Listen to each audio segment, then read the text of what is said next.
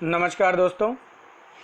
जैसा कि हम लोग राज्य व्यवस्था का एक टॉपिक मैंने नॉर्मली आप लोगों को बताया था, तो अब मैंने आपसे बताया था कि वो उस समय केवल एक नॉर्मल चीज़ है। अब मैं जो आपको बताने जा रहा हूँ कि अब थोड़ा हम लोग ब्रीफ में पढ़ेंगे, एक एक अनुच्छेद को पढ़ेंगे। और आज का टॉपिक इसलिए बहुत इंपॉर्टेंट है, सभी लोग ध्यान से पढ़ें, क्योंकि इसमें अनुच्छेद 15 और 16 को विधिवत मैंने एक्सप्लेन किया है। अगर आप मेंस देने जा रहे हैं तो आरक्षण पे अक्सर निबंध पूछता है और एक बहुत ज्वलंत मुद्दा है, और इसके बारे में ऐतिहासिक पृष्ठभूमि की तो बात मैं नहीं करूंगा यहाँ पर, हालांकि वो मैं एक्सप्लेन कर दूंगा। लेकिन आप ये जरूर करिएगा कि यहाँ पर जो बताया जा रहा है वो ऐतिहासिक पृष्ठभूमि के अलावा मैं आपको बताऊंगा लिखना कैसे है। तो मैंने पहले ही बताया था अनुच्छेद 12 से लेकर 35 के बीच में है आपके मूल अधिकार। मूल अधिकार मैंने बताया था एक ही सीरीज में ख़त्म नहीं होंगे। तो अनुच्छेद 12 की बात करते हैं। इसमें राज्य की परिभाषा दी गई है। इसमें क्या क्या दी गई है राज्य की परिभाषा? इसमें भारत की सरकार व संसद, भारत की सरकार व संसद, सभी राज्यों की सरकारें व विधान मंडल, ठीक है, ये राज्य की परिभाषा में है। सभी स्थानीय प्राधिकार, लोकल अथॉरिटीज। लेकिन ये देखिए चौथे नंबर पे दिया है अन्य प्राधिकार, अदर अथॉरिटीज। इसी को एलेबरेट किया है और इसी को ज़्यादा विवाद है। इसी पे सुप्रीम कोर्ट ने बहुत सारी चीज़ों को प्राधिकार घोषित किया है और ये चल रहा है। ठीक है, चलिए अब अगला प्रश्न जो है, इसमें तो कोई खास प्रश्न नहीं है, इसमें ज़्यादा विवाद भी नहीं है। अनुच्छेद 13 को लेते हैं। ये देखिए मैं प्री प्लस मेंस दोनों के लिए पढ़ा रहा हूँ, तो आप थोड़ा ध्यान से पढ़िएगा। इस संविधान के लागू होने के ठीक पहले भारत में प्रवृत्त सभी विधियों उस मात्रा तक शून्य होंगी जिस तक वे भाग 3 के उपबंध से असंगत हैं। ऐसा कि संविधान में बहुत सारी चीज़ें हमने कहाँ से ली हैं? हमने आज़ादी के पहले से भी ली हैं। जैसे आपको पता है कि 1935 के भारत शासन अधिनियम से बहुत कुछ लिया है। तो उन्हीं में से कुछ ऐसे बहुत सारे अधिनियम हैं जिनको लिया गया। तो इस कह रहा है कि इस संविधान के लागू होने के ठीक पहले भारत की में प्रवृत्त सभी विधियां उस मात्रा तक शून्य होंगी जिस तक वे भाग 3 के उपबंध से असंगत हैं। ठीक है, मान लीजिए कोई पुराना लॉ है, उसका एक पोर्शन मान लीजिए कि उसके 3-4 पार्ट हैं, एक पार्ट केवल उसका जो है असंगत होता है, तो बाकी पार्ट बचे रहेंगे, सिर्फ वही पार्ट जो है वो क्या हो जाएगा? निष्प्रभावी हो जाएगा। इस 13 का प्रभाव जो है, अनुच्छेद 13 का प्रभाव भूतलक्षी है। कैसा है? भूतलक्षी नहीं है। देखिए भूतलक्षी और भविष्य में ये है कि मान लीजिए पिछले के आधार पे किसी ने गुनाह किया, अब पहले वो गुनाह नहीं था, आज़ादी के पहले मान लेते हैं किसी ने कोई ऐसा कृत्य किया जो आज़ादी के बाद बने नए संविधान के तहत अपराध है, पुराने के तहत नहीं है, या है तो बहुत छोटा अपराध है, तो इन सब के लिए उसे सज़ा उसी के मतलब पुराने के आधार पर दी जाएगी, नए कानून के तहत नहीं। जब से ये लागू हुआ है तब से इसको माना जाएगा। इसमें 3-4 सिद्धांत हैं। जैसे पृथक्करण का सिद्धांत मैंने अभी अभी बताया। जैसे संसद कोई बिल पारित करती है, कोई विधेयक, कोई अधिनियम बनाती है, और उसमें होता क्या है कि कई उसके हिस्से हैं, तो पूरा का पूरा विधेयक शून्य होगा अगर वो मूल अधिकार से संगत है, या उसका कोई हिस्सा। तो ये कहते हैं कि सुप्रीम कोर्ट ने कहा है कि उसका एक हिस्सा ही होगा, लेकिन यदि उसका पूरा उद्देश्य या मूल उद्देश्य जो है वो ही असंगत है, तो पूरा का पूरा सिद्धांत या अधिनियम ही क्या हो जाएगा? पूरा का पूरा अधिनियम ही शून्य हो जाएगा, वॉइड हो जाएगा। ठीक, ग्रहण या आच्छादन का सिद्धांत। जैसे जो पहले के नियम हैं, अगर उनमें कहीं असंगतता पाई जाती है मूल अधिकारों के या भाग 3 के सापेक्ष, तो वो कह रहा है कि वो क्या हो जाते हैं, उनके ऊपर ग्रहण या आच्छादन लग जाता है। अगला इंपॉर्टेंट, ये इसलिए इंपॉर्टेंट है, मेंस के लिए आ सकता है। अधित्याग का सिद्धांत क्या है? क्या भारत में मूल अधिकारों के सापेक्ष अधित्याग का सिद्धांत है कि नहीं? इसकी स्पष्ट व्याख्या कीजिए। यदि नहीं है तो क्यों नहीं है? इस प्रकार का पूछ सकता है। यूपीएससी में हो सकता है, यूपीपीसीएस में भी हो सकता है। अमेरिका में यदि कोई व्यक्ति स्वेच्छा से चाहे तो अपने मूल अधिकार को छोड़ सकता है। देखिए इंपॉर्टेंट, जहां मैंने लिखा अधित्याग का सिद्धांत, अमेरिका में यदि कोई व्यक्ति स्वेच्छा से चाहे तो अपने मूल अधिकार छोड़ सकता है। भारत में नहीं है ऐसा, आप मूल अधिकार छोड़ नहीं सकते। क्यों? क्योंकि भारत के लोग पढ़े लिखे नहीं हैं, उन्हें अभी अपने मूल अधिकारों का प्रयोग सही से करना नहीं आता, वो छोड़ेंगे क्या? अनुच्छेद 13(2) ये बहुत इंपॉर्टेंट है। यदि राज्य कोई ऐसी विधि बनाता है जो भाग 3 में वर्णित मूल अधिकारों से असंगत है तो वह विधि उस मात्रा तक शून्य होगी जिस मात्रा तक वह मूल अधिकारों का उल्लंघन करती है, और पूरा का पूरा करेगी तो पूरा का पूरा हो जाएगा। अनुच्छेद 13 में विधि का अर्थ है, यहाँ पर अध्यादेश है, आदेश है, अवधि बायलॉज है, उपविधियां हैं, नियम है, विनियम है, अधिसूचनाएं हैं, रूढ़ियां हैं और परंपराएं और प्रथाएं हैं। इस अनुच्छेद में सबसे इंपॉर्टेंट है समाविष्ट शब्द का प्रयोग किया, मतलब इसको बढ़ाया जा सकता है। तो सबसे इंपॉर्टेंट है कि मुस्लिम पर्सनल लॉ या हिंदुओं या ईसाइयों की व्यक्तिक पर्सनल लॉ जो होते हैं इस विधि में शामिल नहीं है। किस विधि में? फिर से बताइए। अनुच्छेद 13 में जो विधि दी गई है, यहाँ मैंने इंपॉर्टेंट लिखा है, फिर से ध्यान देखिए, ये इंपॉर्टेंट में यहाँ दिया है मुस्लिम, पहला यहाँ से इंपॉर्टेंट के सामने वाली लाइन से देखिए, मुस्लिम पर्सनल लॉ या हिंदू या ईसाइयों की, फिर से दूसरी लाइन पे आ जाएंगे इंपॉर्टेंट, व्यक्तिक विधि मतलब पर्सनल लॉ इस विधि में शामिल नहीं है। अर्थात भाग 3 किसी व्यक्तिक विधि को, पर्सनल लॉ को खारिज नहीं करता है। ठीक है, चलिए। ध्वज संहिता ये विधि नहीं है, ये एक मार्गदर्शिका है। अनुच्छेद 13(4) जो है ये पहले था नहीं, ये 24वें संविधान संशोधन 1971 द्वारा जोड़ा गया। वही गोलकनाथ मामले को, निर्णय को निरस्त करने के लिए गोलकनाथ मामले में 80 ने कहा कि अनुच्छेद 13 के आधार पर न्यायालय संविधान संशोधन के लिए पारित की गई विधियों का पुनरावलोकन भी कर सकती है और यदि वे मूल अधिकारों के विरुद्ध या असंगत हैं तो उनको असंवैधानिक घोषित करेगी। देखिए, शंकर राजन बनाम मद्रास बम्बई राज्य वाला जो सॉरी भारत वाला था, शंकर वाला, और दूसरा जो आपका सज्जन सिंह बनाम राजस्थान वाला था, ये दोनों जो है ना, इसमें 13(2) के तहत सुप्रीम कोर्ट ने जो 368 के तहत संविधान संशोधन हो रहा था उसको विधि नहीं माना था, परंतु यहाँ विधि माना है। ये इसीलिए गोलकनाथ बनाम बहुत ज़्यादा महत्वपूर्ण हो जाता है। 13(4) के अनुसार अनुच्छेद 13 में कि कोई बात, देखिए लास्ट लाइन में, कोई बात अनुच्छेद 368 के तहत किए जाने वाले संविधान संशोधन पर लागू नहीं होगी। अब केशवानंद भारती मामले में इसकी पहले मैंने अपने पिछले वीडियो में मैंने बताया था, इसकी वैधता घोषित हो गई है, ये सही है, हाँ नहीं मानी जाएगी। तो फिर आप कहेंगे तब फिर अगर कोई कानून निष्प्रभावी कैसे होता है?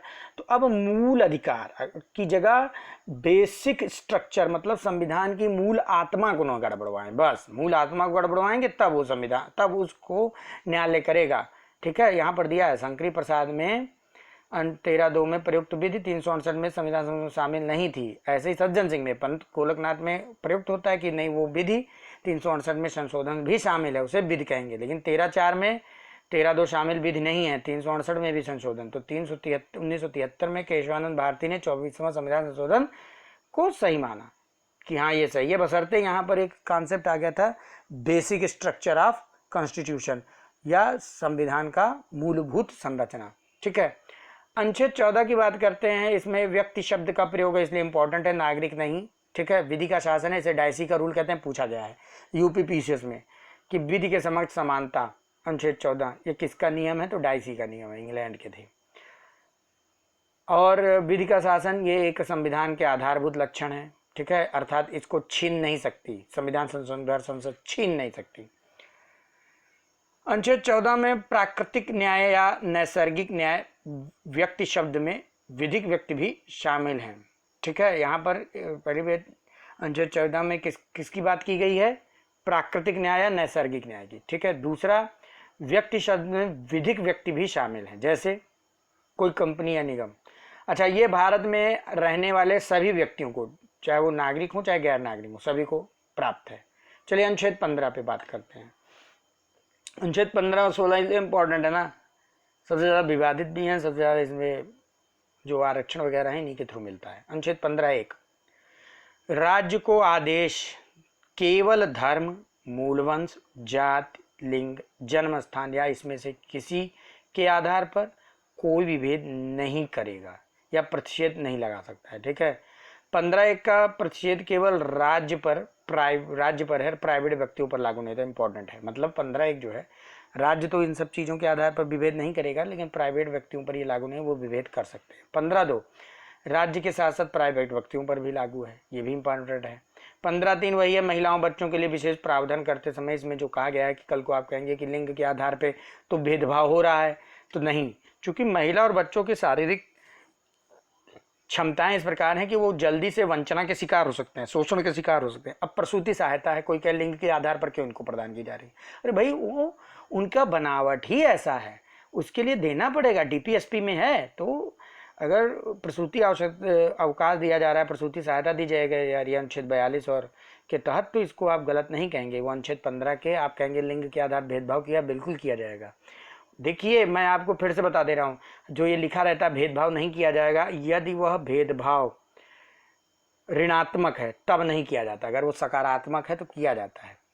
15(4) मूल संविधान में नहीं था, प्रथम संविधान संशोधन से कारण जोड़ा गया। दरअसल ऐसा है कि मद्रास राज बनाम चंपकाई राजन मामले में सुप्रीम कोर्ट ने ये कहा कि जो ये आरक्षण दिया जा रहा है मेडिकल और इंजीनियरिंग के लिए, जो योग्यता जो धर्म और जाति के आधार पर है, योग्यता के आधार पर नहीं है, ये गलत है। इसी को सुधारने के लिए 15(4) जोड़ा गया। सामाजिक तथा शैक्षिक दृष्टि से पिछड़े वर्ग या SC/ST की उन्नति के लिए विशेष प्रावधान कर सकेगा, ऐसा प्रावधान अनुच्छेद 15 का उल्लंघन नहीं है। भाई, एक तरफ हम कहते हैं जाति धर्म लिंग के आधार पर हमें विभेद नहीं करना है, दूसरा फिर हम विभेद कर रहे हैं, इसी चीज़ के लिए अनुच्छेद 15(4) जोड़ा गया। देखिए, अनुच्छेद 15(5) जोड़ा गया है। 93 संविधान संशोधन अधिनियम 2005 केंद्रीय शिक्षा संस्थान में प्रवेश है, ठीक है, OBC को आरक्षण दिया गया था। अब यहाँ पर एक चीज़ और मैं आपको दिखा दे रहा हूँ, 15(5) तक हम लोगों ने पढ़ा, ठीक है, लेकिन इसी के साथ साथ 124वां संविधान संशोधन में आर्थिक आधार पर सामान्य वर्ग के 10% आरक्षण दिया गया, जिसमें 15(6)A जोड़ा गया है। क्लास 4 और 5 में वर्णित वर्गों से इतर आर्थिक रूप से कमजोर, यहाँ पर 4 को फिर मैंने लिख दिया, 5 समझेंगे, वो विशेष प्रावधान लागू कर सकेगा। और 15(6) भी ऐसे वर्गों को शिक्षा संस्थाओं, ऐसे वर्गों को मतलब वही जो आधार पर आर्थिक आधार पर हैं, ऐसे वर्गों को शिक्षा संस्थाओं में 10% आरक्षण दिया जाएगा, ठीक है। ये 124वां संविधान संशोधन या 124वां संविधान संशोधन विधेयक या 103वां संविधान संशोधन था, तो इस पर बड़ा चर्चा भी हुई थी, ठीक है। अब ध्यान देते हैं जो सबसे विवादित है।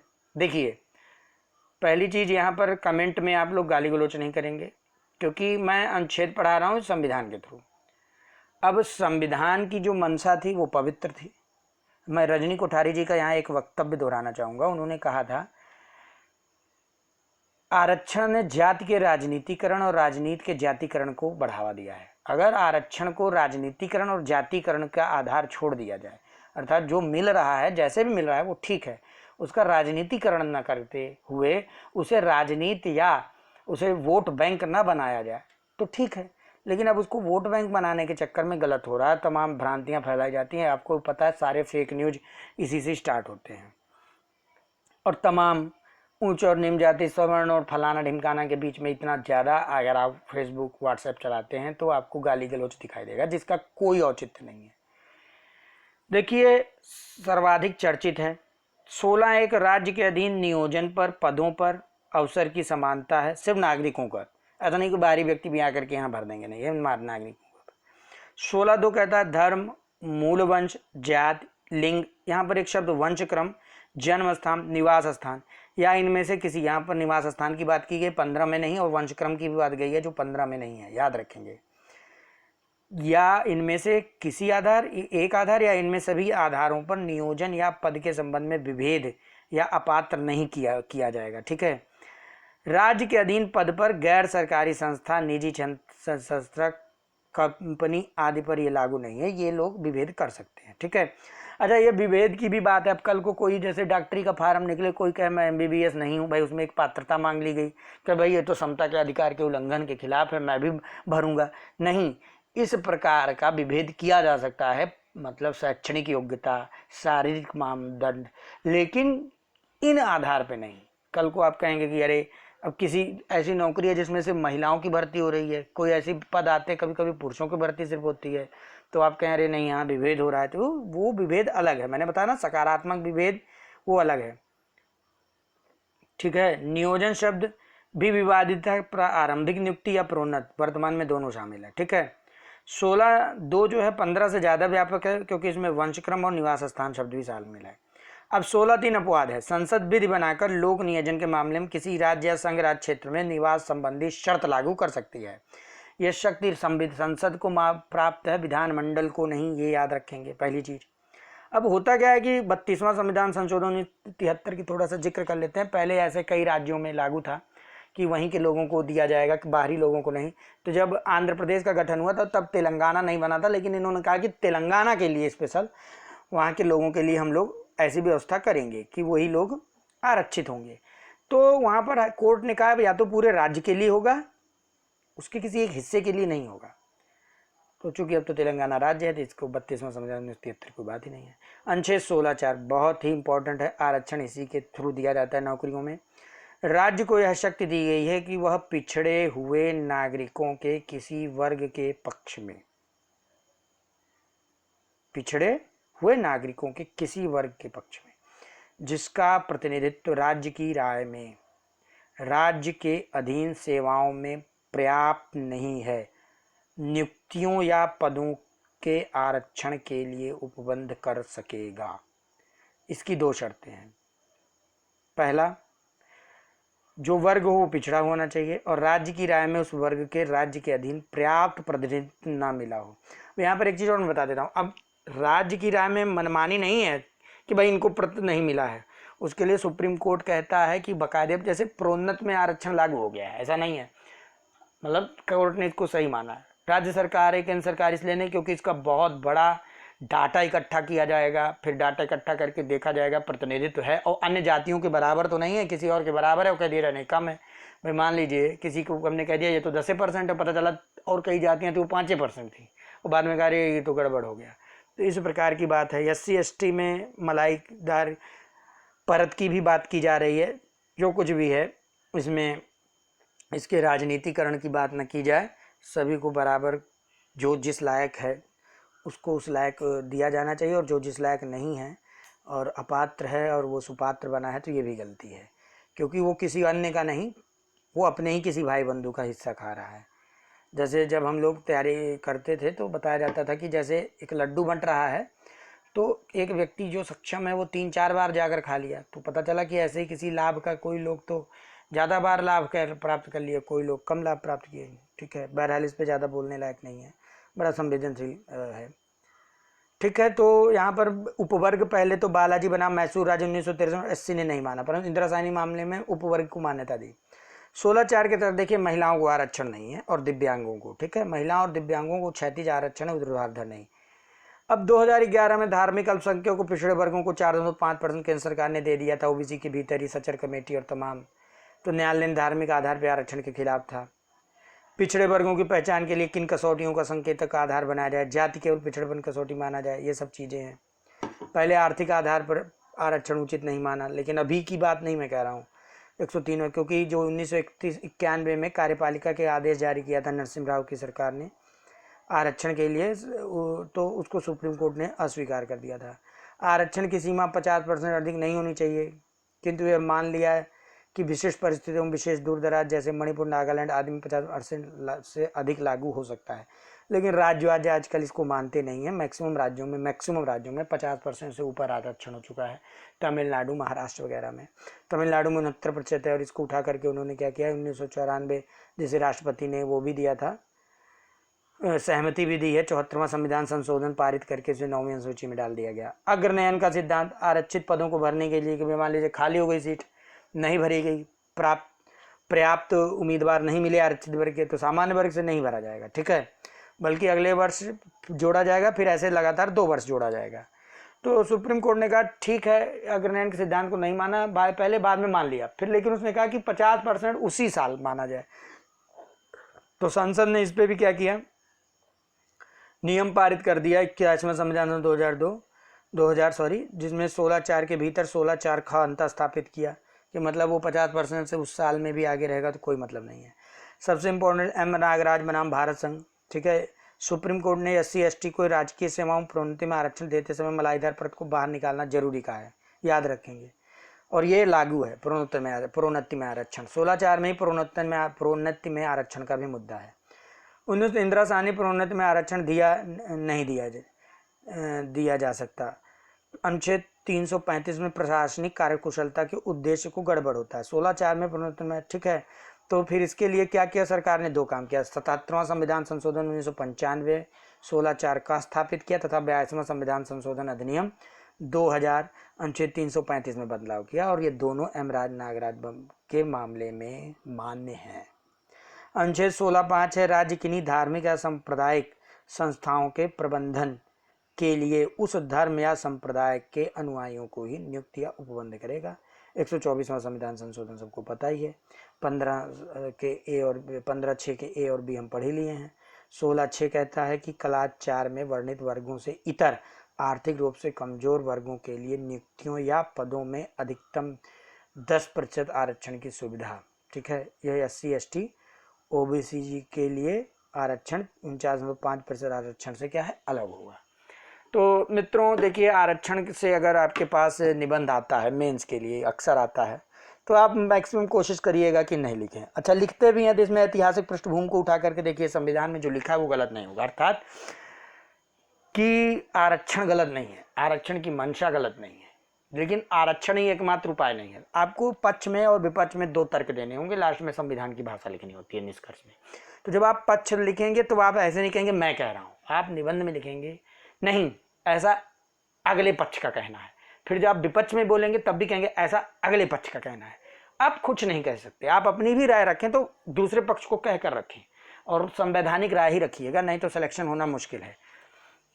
इसी के साथ यहाँ पर एक बार आया था, ये बिहार में भी आया था 64वीं BPSC में, जो मैंने अनुच्छेद 13 और 368 के बीच का जो मैंने झगड़े की बात बताई थी, जिसमें 13(4) और पिछले वीडियो मैंने 368 4 और 5 जिसे असंवैधानिक घोषित किया था, जो न्यायिक पुनरावलोकन की शक्ति का ही आहरण कर ले रहा था 1977 में जब लागू हुआ था 42वां संविधान संशोधन 1976 वाला। तो ये पूछा गया है, मुझे याद नहीं आ रहा एग्जैक्ट प्रश्न क्या था, इसलिए मैंने इसको इतना मतलब कि बताया, हालांकि मैंने बहुत शॉर्टकट करना सोचा। तो वीडियो अगर आपको पसंद आया हो तो चैनल को सब्सक्राइब कीजिए, वीडियो को लाइक कीजिए और दोस्तों का शेयर कीजिए। बहुत बहुत धन्यवाद।